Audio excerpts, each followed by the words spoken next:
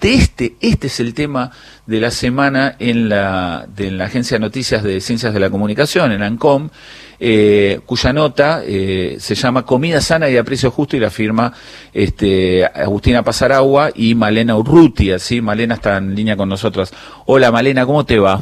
Hola Fernando, buen día, ¿qué tal? Bien. ¿Hice bien en la intro?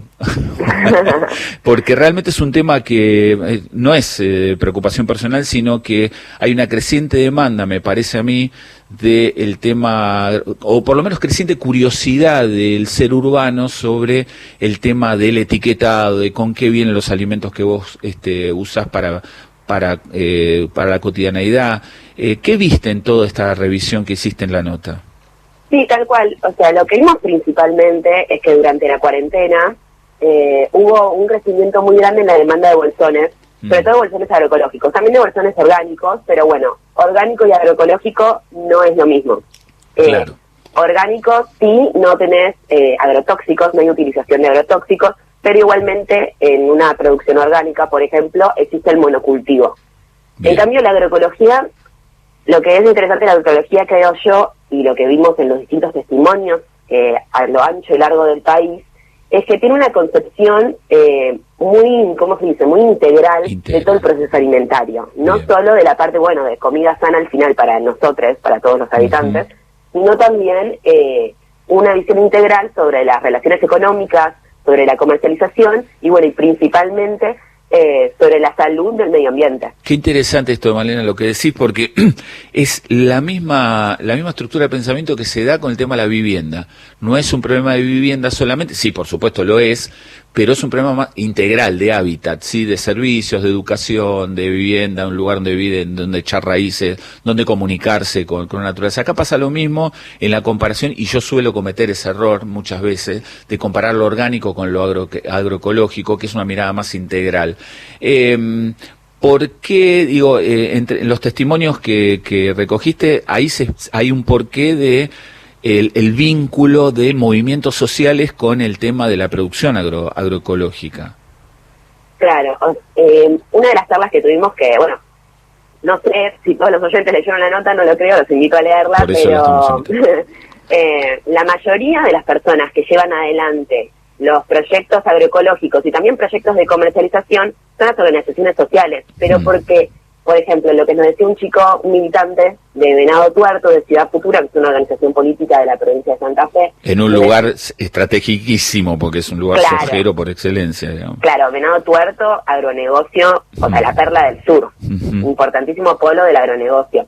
Y lo que nos decía él es como, ok, vimos que había una conciencia mayor entre la gente que quería comer mejor, que le interesaban los productos agroecológicos. También había productores que lo estaban haciendo, pero todos lo estaban haciendo con una estrategia individual. Entonces lo que propusieron ellos desde la organización fue tender puentes de comercialización, de articulación entre los productores y bueno, y los venadenses, por ejemplo. Sí. Y estas son las organizaciones sociales. También, por ejemplo, está el caso del MT Rural en La Plata, que nada, el MT es el movimiento de trabajadores excluidos. Sí. Y la línea rural, bueno, son productores de la tierra, campesinos, para visibilizar sus reclamos. Y ellos se empezaron a hacer la transición agroecológica entre ellos. O sea, ellos arman los talleres, ellos tienen sus propios técnicos, ellos llaman a otros compañeros y los invitan a sumarse a este cambio agroecológico. También, o sea, eso que vos decís, que las organizaciones sociales tienen mucho peso en la agroecología. Lo hablamos con el doctor en agroecología, Damián Mega, que él me dijo algo muy claro. Me dijo, la agroecología es que piensa en sociedad, y la agroecología es la administración de los agroecosistemas en base a las necesidades de la población y en base al cuidado de la biodiversidad y del cuidado de los suelos. Sí, fíjate vos qué interesante el tema de la evolución, ¿no? En términos de política, cuando salen los movimientos sociales o los movimientos, esto de trabajo sí, trabajo no, esto de un binarismo de tengo trabajo y no tengo trabajo, era muy difícil de progresar en términos de una idea de concepción política dentro del movimiento social. Vinieron las fábricas recuperadas, pero hay una visión integral interesantísima ahora, ¿no? Que es el tema justamente de todos los estamentos de la vida, ¿no? Que puede tener que ver con el trabajo, con la economía familiar, con la forma de alimentarse, etcétera. Y esto nos lleva a un punto que la nota de ANCOM marca muy bien, que es el tema de la soberanía alimentaria. La soberanía alimentaria puede sonar, y quiero también tu opinión, Malena, puede sonar como muy grandilocuente, pero la encontramos en el supermercado todos los días. Cuando pagamos, lo decíamos con Robeli el otro día, cuando pagamos un litro de aceite ha aumentado 40 o un 50% de lo que debería estar un país productor de aceite, ¿no?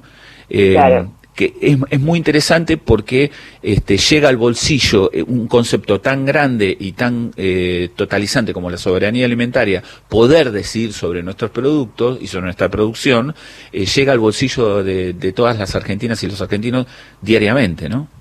Claro, totalmente. Algo que recién me estaba viendo a la mente cuando estabas diciendo esto, por ejemplo, la agroecología, entre uno de los... O sea, la agroecología piensa, ¿cuáles son los alimentos que necesita la sociedad? ¿Entendés? Y piensa en circuitos pequeños. Y tiene que ver mucho con esto que vos decís como de las góndolas, o sea, muchos de los productos que nosotros consumimos no están producidos, o sea, no necesariamente están producidos cerca nuestro, por ejemplo, también creo que en el interior, un tema que siempre menciona el presidente Alberto Fernández es ridículo cómo se encarecen los precios de, por ejemplo, la leche en provincias como Salta o Córdoba, que extraen la leche de vacas en Salta o Córdoba, viene a la provincia de Buenos Aires, la envasan acá, la pasteurizan acá y después vuelve a la provincia. O sea, eso no tiene ningún sentido desde el punto de vista económico, social, ecológico. Por otro lado, me gustaría agregar una cosita que es que la soberanía alimentaria tiene que ver con que las sociedades deciden qué van a cultivar, cómo lo van a cultivar y cuándo lo van a cultivar. O sea, es una decisión de, las organizaciones campesinas indígenas, pero también en vista a qué es lo que necesita el pueblo. Y en cambio, la agricultura convencional no piensa en términos de qué necesita la gente, piensan en términos de rentabilidad. Sí, y aparte de lo que nosotros siempre hablamos aquí en el programa, que tiene que ver con los commodities, que son las mercancías cuyo precio está fijado en un mercado extraño o extranjero, a donde se produce esa materia, se extrae esa materia prima. Eso rige tanto para el petróleo, para los aceites, para una cantidad de productos que nosotros consumimos en forma directa o diferida, digamos el petróleo más que nunca, ¿no? Plásticos, combustibles, etcétera, pero que si vos, por más que vos seas país productor, la fluctuación del precio es internacional, es un mercado de valores. Después, lo que me gustaría, como para ir cerrando, que me parece muy interesante la cuestión, hay también una comunión entre producción y conocimiento en este tema de la agroecología, ¿no? Sí. Cátedras y productores directos que están conviviendo con saberes, ¿no? Sí, es que también algo muy interesante que surgió en base a los testimonios, que muchos nos decían, la agroecología también es una forma de recuperar la sabiduría ancestral sobre una disciplina que es la producción de alimentos de la agricultura. Es rescatar conocimientos antiguos de las sociedades que vivieron hace miles de años. Bueno, ayer fue el día de reconocimiento de la diversidad cultural, ¿no? Sociedades que vivieron hace miles de años, que conservaban las semillas de otras maneras, que producían los alimentos de otras maneras, que son conocimientos que tal vez se vieron dejados de lado por esta agricultura convencional. Sí, o ocultos, ¿no? Claro, ocultos, exactamente. Y por ejemplo, la agroecología también tiene en cuenta la preservación de semillas, el intercambio de semillas, para no perder la biodiversidad y no caer, en lo que lamentablemente es una realidad en Argentina, en Latinoamérica y en el mundo, que son los monocultivos que arruinan nuestras tierras. Bueno, ahí tienen un laburo interesante para hacer, porque abriste un portal gigante que tiene que ver con el tema de la propiedad de la semilla, que es un debate de las patentes. Hola Malena, ¿qué tal? Fernando Clavero. Un debate realmente muy interesante para hacer buenas investigaciones, o proseguir buenas investigaciones, porque de hecho las hay. Malena, gracias por compartir estos conocimientos, y vamos a leer la nota, ahora vamos a ver cómo llegar. Gracias, y muchas gracias a ustedes. Bueno, un abrazo grandote. Malena Urrutia es periodista de ANCOM, de la Agencia Nacional de Ciencias la Agencia de Noticias de Ciencias, siempre la N la pongo nacional, la Agencia de Noticias de Ciencias de la Comunicación de la Universidad de Buenos Aires.